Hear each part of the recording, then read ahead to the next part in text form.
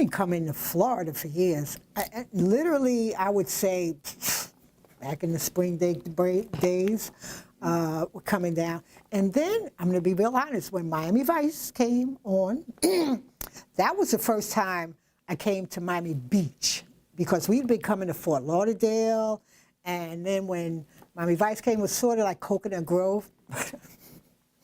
I have to tell an honest story. The first time my girlfriend would get the car, we drive, we cut up, and come on to Collins Avenue, and all I saw were so many old people sitting on a porch. We literally couldn't get out of there fast enough. We left.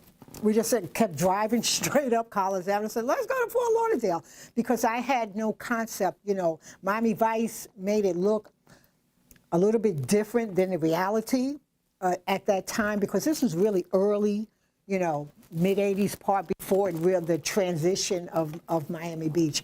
There just weren't many chic places to stay. I mean, besides the Fontainebleau, and I mean, if you went to Millionaires Row, it's called, you might get lucky. But that really early part was not in tight. And then in 1990, I think it was 93, I came down by accident. Actually, I had I was on my way to Costa Rica to meet my husband, and my plane got delayed, and I had a few hours, like 5-hour layover.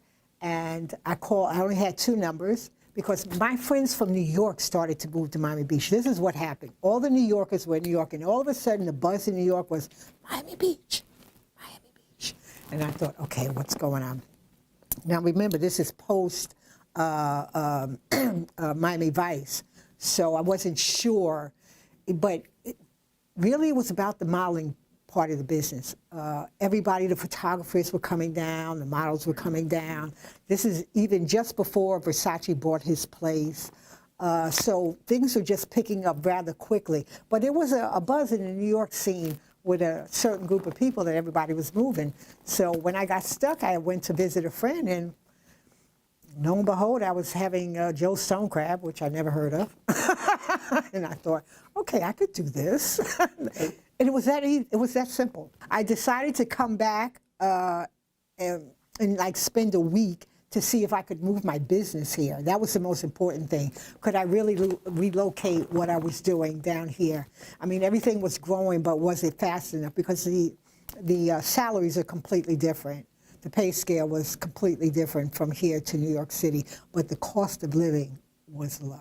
I have to say, I don't think anything between the probably late 80s and through the 90s in terms of really Miami Beach, even up into some part of the 2000s, it was a really special time in Miami Beach that will never be duplicated. It can't be. Yeah.